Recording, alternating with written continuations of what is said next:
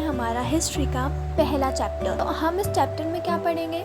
अच्छा आप मुझे बताओ, आपने कल क्या खाना खाया था? कल आपने कौन सी ड्रेस पहनी थी?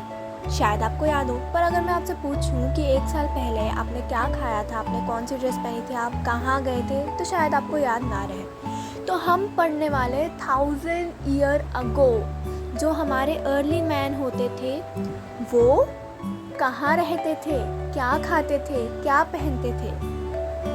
इन शॉर्ट हम पढ़ने वाले हैं पास्ट के बारे में, पुरानी चीज़ों के बारे में, पुराने लोगों के बारे में। ठीक है, बड़ा इंटरेस्टिंग है, बड़े मज़े आने वाले हैं आपको। तो सबसे पहले हम जानने वाले हैं हमारे अर्ली मैन जो आपको फोटो में दिख रहे हैं वो रहते कहाँ थे। वो रहते थे हिल्स पे। हिल्स क्या होती है? पहाड़ियाँ।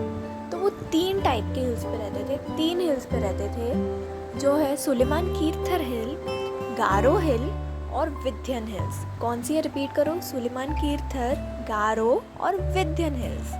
तो आपको मैप में यहाँ पे हिल्स दिख जाएगी। सबसे पहले यह है सुलेमान कीर्थर, बिल्कुल हमारी पाकिस्तान के साइड पे। ठीक है, जानते हो ना पाकिस्तान किधर है? फिर है हमारी विंध्यन हिल्स जो हमारे मध्य प्रदेश है प्रेजेंट डे वहाँ पे, और है गारो हिल्स जो बिल्कुल ही ईस्ट साइड पे है ना। फिर है हमारी 3 रिवर्स। क्या वो सिर्फ हिल्स के पास में रहते थे? जी नहीं, वो रिवर्स के पास भी रहते थे। तो हमारी रिवर्स कौन कौन सी है? हमारी पहली है नर्मदा रिवर, दूसरी है इंडस रिवर, तीसरी है गंगा रिवर। सब जानते हो रिवर्स के बारे में, है ना? सबने नाम सुना है। इंडस रिवर के बारे में शायद नहीं जानते हो आप अभी। तो इंडस रिवर, गंगा रिवर और नर्मदा रिवर। इंडस रिवर को हम कहते हैं सिंधु हिंदी में, और गंगा रिवर हम सबकी प्यारी, हम सब जानते हैं। नर्मदा रिवर को मध्य प्रदेश वाले बच्चे सब जानते होंगे, है ना? कमेंट करके बताना कौन से रिवर के आसपास रहते हो। तो हमने देखा कि हम आज भी उधर आसपास रहते हैं, है ना? अब हम ये जानेंगे कि ये लोग रहते तो थे उधर, पर ये लोग करते क्या थे? कुछ करते भी थे या नहीं करते थे? तो ये लोग बहुत कुछ करते थे। मैं आपको बताती हूँ क्या करते थे। जो नर्मदा रिवर के पास में लोग रहते थे वो लोग थे हंटर्स एंड गैदरर्स। हंटर्स क्या होता है? हंटर बाहर गए, उनने एनिमल को हंट किया, उनको काटा पीटा, उन्हें पकाया और खा लिया। गैदरर्स क्या होते हैं? Gathers who gather food. ठीक है, जो फूड गैदर करते हैं, जो वो बाहर जाते थे और वो जाके क्या, जो उन्हें वेजिटेबल मिलती थी, उन्हें कुछ फ्रूट्स मिलते थे, उसे जाके गैदर कर लेते थे, उसे उठा लेते थे और बेचारे खा लेते थे। उनमें इतना दिमाग नहीं था, धीरे धीरे आया कि क्रॉप कैसे करते हैं। तो अब हम पढ़ेंगे सुलेमान कीर्थर हिल। वहाँ पे क्या होता था? वहाँ पे लोग क्रॉप्स उगाना चालू किया उनने पहली बार। ठीक है, कब हुआ था ये? 8000 ईयर्स अगो। कब हुआ था? Repeat after me, 8000 year ago Sulaiman Kirthar hills में सबसे पहले क्रॉप्स उगाए गए थे। कौन से क्रॉप? वीट और बार्ले। कौन से? वीट और बार्ले। और वहाँ पे रियरिंग भी चालू हो गई थी एनिमल्स की, लाइक शीप एंड गोट। ठीक है, रियरिंग जानते हैं आप? रियरिंग का मतलब पालना। ठीक है, फिर आती है गारो हिल्स, वहाँ पे भी एग्रीकल्चर चालू हो गया था। अब करते हैं बात हम हमारी विंध्यन हिल्स की। ठीक है, तो विंध्यन हिल्स में क्या हुआ था? इम्पॉर्टेंट चीज़ हुई थी। सबसे पहले वहाँ पे राइस का कल्टीवेशन हुआ था। क्या हुआ था? नॉर्थ साइड में, विंध्यन हिल्स के नॉर्थ साइड में राइस का कल्टीवेशन हुआ था। ठीक है, फिर आते हैं हम हमारी इंडस रिवर पे। Indus river and it's tributaries. आप देखोगे यहाँ पे ट्रिब्यूटरीज नया वर्ड दिख रहा है, क्या होता है ये? तो tributaries are small river that flow into a larger rivers. छोटी छोटी जो रिवर्स होती हैं वो जाके फ्लो होती है बड़ी सी रिवर में, उसे हम ट्रिब्यूटरी कहते हैं। अब यहाँ पे हुआ क्या था? यहाँ ये हुआ था कि 47 years ago the earliest cities flourished. बहुत ही जो सबसे पहले जो सिटीज़ फ्लरिश हुई थी, जो हुई थी, सबसे पहले बनी थी, वो कहाँ बनी थी? इंडस रिवर के पास। हम पढ़ेंगे भी इसके बारे में आगे, हड़प्पा और इंडस वैली सिविलाइजेशन के बारे में। अब हम सबकी प्यारी आती है गंगा रिवर। अब वहाँ क्या हुआ था? 2500 ईयर्स अगो सिटीज़ डेवलप हुई थी इन साउथ ऑफ गंगा, और बड़ा सा किंगडम भी हुआ था जिसे हम मगध के नाम से जानते हैं। इसके बारे में भी हम आगे पढ़ने वाले हैं, तो कंफ्यूज नहीं होना। 4700 ईयर्स अगो इंडस और 2500 ईयर्स अगो गंगा, ठीक है। अब हमारा एक छोटू सा टॉपिक है, वाई डिड दे ट्रैवल। जो हमारे अर्ली मैन थे वो ट्रैवलिंग क्यों करते थे।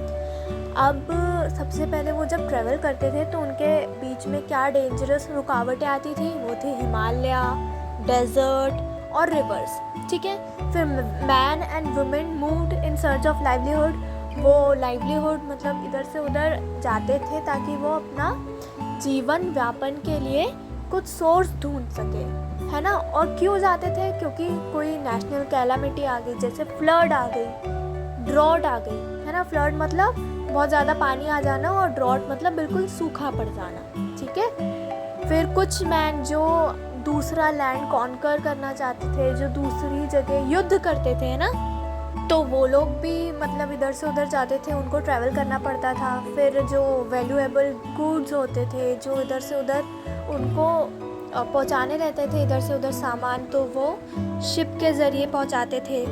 और लास्ट जो हमारे प्रीस्ट होते थे, वो पुजारी लोग, वो जाते थे इधर उधर ताकि वो प्रीचिंग दे सके। अब यहाँ पे एनिमेटेड फॉर्म में मैं आपको समझा देती हूँ। ये रुकावटें होती थी, ठीक है, डेजर्ट, रिवर और हिमालय। फिर आर्मी मार्च करने के लिए जाती थी, गुड्स शिप में जाते थे, और पुजारी प्रीस्ट जो रहते थे वो पूजा करने के लिए, ज्ञान बांटने के लिए इधर से उधर जाते थे। फिर फ्लड या फिर ड्रॉट पड़ जाती थी तो भी मैन और वुमेन को अपना घर छोड़ के कहीं और जाना पड़ता था ताकि वो अच्छी जगह पे रह सके जहाँ फ्लड और ये सब ना हो। अब आते हैं हम अपने दूसरे टॉपिक पे, जो है नेम ऑफ द लैंड, ठीक है। तो हमारे इंडिया का नाम इंडिया कैसे पड़ा, कभी आपने सोचा, या भारत कैसे पड़ा, सोचा कभी आपने। तो इंडिया वर्ड कहाँ से आया है, इंडिया वर्ड आया है इंडस रिवर से, ठीक है। जो ग्रीक लोग थे ना, ग्रीक और ईरानियंस, वो आए थे नॉर्थ वेस्ट से इंडिया में 25 years ago, 2500 years ago, okay, मैं गलती कर देती हूँ ये। तो 2500 ईयर्स अगो वो आए थे और उनको, है ना, बोलते नहीं आता था ठीक से, तो वो इंडस को इंडोस कहते थे। क्या बोलते थे, इंडोस, है ना। और land in the east of Indus हो गया इंडिया। अब आता है भारत। तो भारत नाम के ट्राइब रहते थे जिनका मेंशन ऋग्वेदा में है। तो भारत नाम के ट्राइब रहते थे इंडिया में और उस वजह से भारत नाम पड़ा। ऋग्वेदा अर्लीस्ट कंपोजिशन है 35,000 ईयर्स अगो, ठीक है।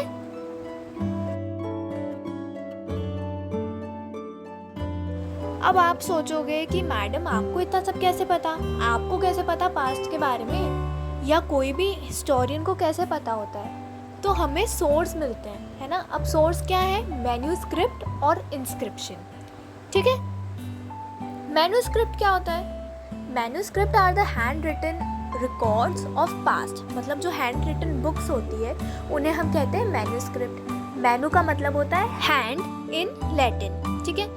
अब ये काहे पे लिखी जाती थी, तो ये मोस्टली पाम लीफ पे लिखी जाती थी, ठीक है, या फिर specially prepared bark of tree known as birch. तो ट्री की जो बार्क होती है जो फोटो में दिख रही है, उससे उसको स्पेशली प्रिपेयर करते थे, लिखने लायक बनाते थे और उसको कहते थे ब्रिज, है ना, कहते हैं birch, which grows in Himalaya. ये सिर्फ हिमालय में ग्रो होता था, है ना।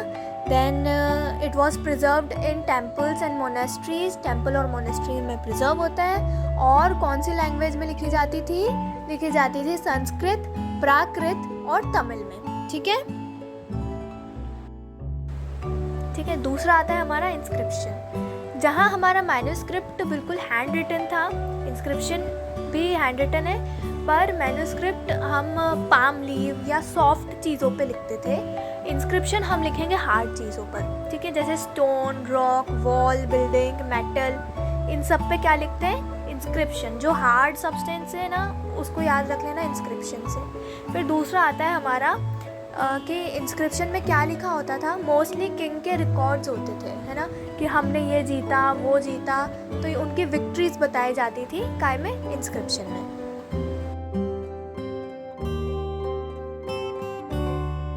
अब आप बोलोगे कि मैम आपको कैसे पता है ये सब, हमें कौन बताते हैं, हमें थोड़ी ना संस्कृत या प्राकृत पढ़ते आती है, हमें थोड़ी ना पता है कि क्या लिखा हुआ है। तो हमें ये सब पता करना पड़ता है। और ये कौन पता करके बताते हैं? हमारे आर्कियोलॉजिस्ट। आर्कियोलॉजिस्ट कौन होते हैं? A person who study object of past.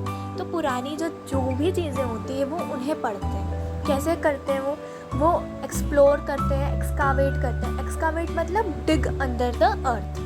वो अर्थ में अंदर खोदते हैं, निकालते हैं चीज़ें, जैसे टूल्स, वेपन और पॉट्स, पैन, ऑर्नामेंट्स, कॉइन, है ना, ये सारी चीज़ें उन्हें मिलती है। और फिर उससे वो लोग पास्ट को प्रिडिक्ट करते हैं, सोचते हैं, समझते हैं कि पास्ट में क्या हुआ होगा। ठीक है। और कौन से ऑब्जेक्ट ज़्यादा टाइम तक सरवाइव करते हैं? आप बताओ। हार्ड ऑब्जेक्ट, ठीक है, जो हार्ड होते हैं।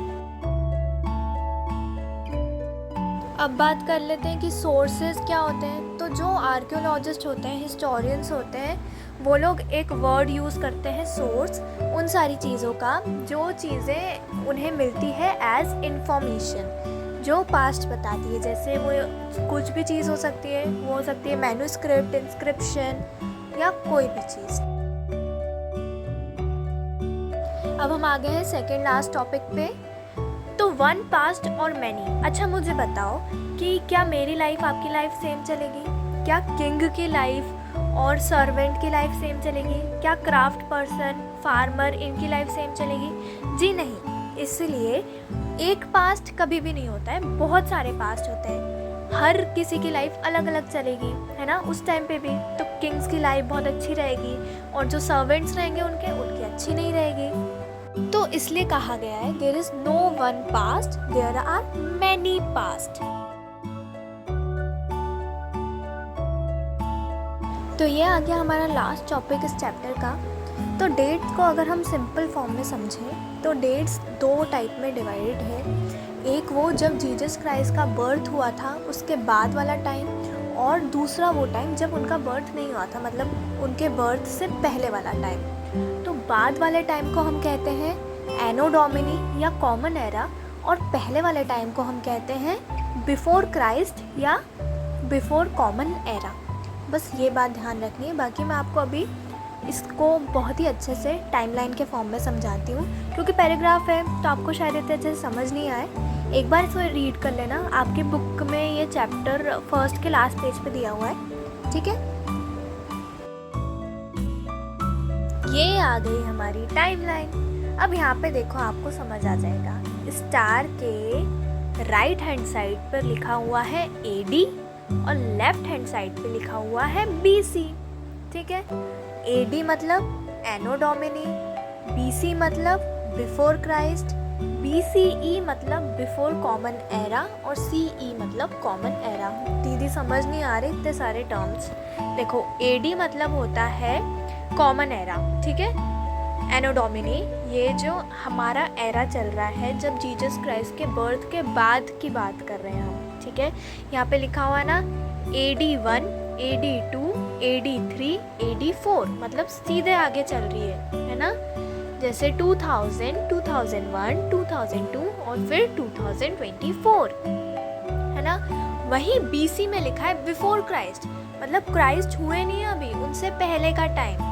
तो उल्टा चल रहा है ना, 1 फिर 2 फिर 3 फिर 4, सीधे नहीं चल रहा है। मतलब अगर यहाँ पे तुम यहाँ पे देखो, यहाँ पे 0 है ना, उसके पहले चल रहा है 1 2 3 4। आपने मैथ्स में टाइमलाइन देखी होगी, है ना, उसमें आपको बड़े अच्छे से समझ में आ जाएगा। जैसे बीच में 0 रहता है तो उसके पीछे वाले माइनस में जाते हैं, है ना, उल्टा चलता है। यहाँ पे भी सेम चीज़ हो रही है। तो हमें कोई भी ईयर पता करना है तो हम कैसे पता करेंगे? अगर अभी वाला ईयर है तो ये है 2024 AD, और वहीं अगर हम पुराना ईयर की बात करेंगे तो उसमें हम बोलेंगे BC लगा दिया, मतलब AD के पहले, जीसस क्राइस्ट के पहले। समझ आई ये बात, है ना। CE मतलब होता है कॉमन एरा। कॉमन एरा मतलब जो अभी वाला हमारा एरा चल रहा है उसे हम कहते हैं कॉमन एरा। BCE होता है बिफोर कॉमन एरा, मतलब पुराना वाला एरा, मतलब जीसस क्राइस्ट से पहले वाला एरा। ठीक है, समझ आया ये बात। कुछ नहीं सोचना है, बस सिंपली याद रखना है इस चीज़ को, ठीक है। तो आई होप आपको ये समझ में आ गया हो, और अगर अच्छा लगा हो तो प्लीज़ मेरे चैनल को लाइक कर दो, सब्सक्राइब कर दो और आपके फ्रेंड्स के साथ शेयर कर देना। Thank you so much for watching this video.